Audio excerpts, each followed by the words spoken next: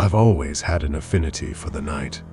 It feels serene, quiet, and honestly, less complicated. So, I thought working overnight shifts at Speedy Mart, the local convenience store, was a good idea. The first few weeks were uneventful, with an occasional shoplifter or drunken shenanigans. But soon, things started to take a dark turn. Late one Friday night, around 2 a.m., an unusually tall man walked in. His demeanor was unsettling. Dressed in an outdated black suit, a wide-brimmed hat shadowing his gaunt face. His eyes, though, were the most striking, penetratingly cold and bluish-gray. He didn't say a word, just ambled around the aisles with a slow, purposeful gait. One by one, he began picking up random items, a jar of pickles, diapers, a romance novel. It was as if he was learning the purpose of each one. He finally came to the counter, placed the items down, and reached inside his coat. I felt a chill crawl up my spine, but he pulled out a few crumpled dollar bills, paid, and left. I thought that was the end of it. But he returned, every night, like clockwork. The routine was the same. Different items every time, never a word, always those chilling eyes. He wasn't threatening, but his presence filled the store with an uncanny sense of dread. One night, I gathered the courage to ask, "Anything else I can assist you with, sir?" He paused, those icy eyes meeting mine. Then, he pointed to the back of the store and said, in a voice that sounded like grinding stones, "I'm just checking on an old friend." Puzzled, I looked back to where he pointed. There was nothing but a plain wall adorned with a couple of faded posters. The mystery of the man deepened. From that night, I began noticing other strange occurrences. The radio would switch to static, only to resume when he left. The lights would flicker intermittently. Objects moved inexplicably. One particular night, as I watched him on the CCTV, I noticed something odd. His reflection wasn't present in the polished freezer doors. A cold shiver ran down my spine as I tried to rationalize what I was seeing, or rather, not seeing. Every night shift after that became a game of eerie cat and mouse. I started dreading his visits, the odd occurrences, his cryptic words echoing in my mind. But I needed the job. So, I decided to get to the bottom of this. One afternoon, I met with Mrs. Turner, the old lady who'd lived in town longer than anyone could remember. "Ah, the tall man in the black suit," she said, her face paling as I described my nightly visitor. "I never thought I'd hear of him again." Turner told me a chilling story from decades ago. A man fitting my description was a regular customer at an old diner that stood where Speedy Mart now did. He vanished suddenly one night, leaving no trace.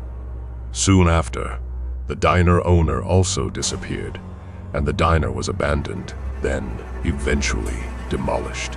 Chilled to the bone, I ask, what happened to them? No one knows. They just disappeared. But rumors spread. They said the man had come for the owner, that he wasn't human. I went back to work that night, my mind buzzing. The clock struck 2 a.m., and as if on cue, the bell above the door jingled. The tall man entered, his eyes meeting mine. I felt a sudden surge of fear, but I steadied myself. "What happened to the diner owner?" I asked, trying to keep my voice steady. The man paused, his eyes narrowing slightly. "He fulfilled his part," he said cryptically. The man left, leaving me shivering in the cold, eerie silence. I considered calling the police, but what could I say? That a customer I thought was a ghost may have caused a disappearance decades ago.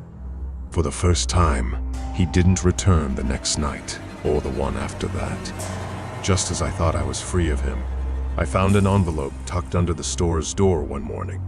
Inside was a yellowed photograph of a smiling young man standing in front of a diner, along with the tall man in the black suit. It was the old diner owner. On the back of the photograph, scrawled in hasty handwriting, were the words, "The pact is complete. You're next." As dread pooled in my stomach, I realized the chilling truth. The tall man wasn't just a customer. He was an entity, a spectral debt collector of sorts. And I had somehow taken the place of the diner owner. I was part of this macabre pact now, and I had no idea how to escape it. Panic settled in after that. I sought help, talking to local priests, paranormal experts, anyone who would listen. Most people dismissed me, but a few tried to help.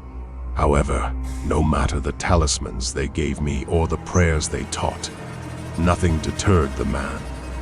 Weeks turned into months. Despite the fear, I had to keep working. I couldn't leave. The dread of passing this curse onto someone else kept me rooted. The tall man's appearances grew more frequent. Each time, he'd only stare at me, those pale eyes boring into my soul, before finally leaving me trembling in the cold silence of the store. I began to see him outside of work too. In my dreams, on the streets, always just out of the corner of my eye. He was like a shadow, silently stalking me, whispering my fate. I felt his gaze when I was alone at night, the air growing colder, the world around me getting quieter. Eventually, the sleepless nights and constant fear took their toll. I began to wither, growing paler and thinner. People started noticing my haggard appearance and dark circled eyes. But I had no explanation to offer, no solution to this curse that had taken over my life. Then one night, as I was locking up the store, I found another envelope under the door. Inside was an old, wrinkled piece of paper. At the top were two words, the rules. The rules outlined how the pact worked. The entity could claim me only when I no longer wanted to live. To break free, I had to genuinely wish to live, to have a zest for life that the tall man couldn't quench. It was then I realized my fear and despair were feeding this entity. The more I wallowed, the stronger he became. Breaking the curse meant fighting for my life, finding joy and reasons to live despite the terror. I began to fight back. I took steps to improve my health, found hobbies, and started connecting with the people around me. I volunteered at local shelters, started a book club, made friends, even started dating again. Each day, the tall man's presence faded a little more. Every smile, every shared laugh, every sunrise I appreciated pushed him further away. It wasn't easy. Some days, the fear was overwhelming, but I pushed through. It's been a year since that realization. I still work at the convenience store, but I haven't seen the tall man in months. I won't say he's gone forever. Maybe he's waiting, watching, but I found a newfound appreciation for life that keeps him at bay. I often think about that strange pact and why I was chosen, but now I'm just thankful for the unexpected way it made me cherish my life.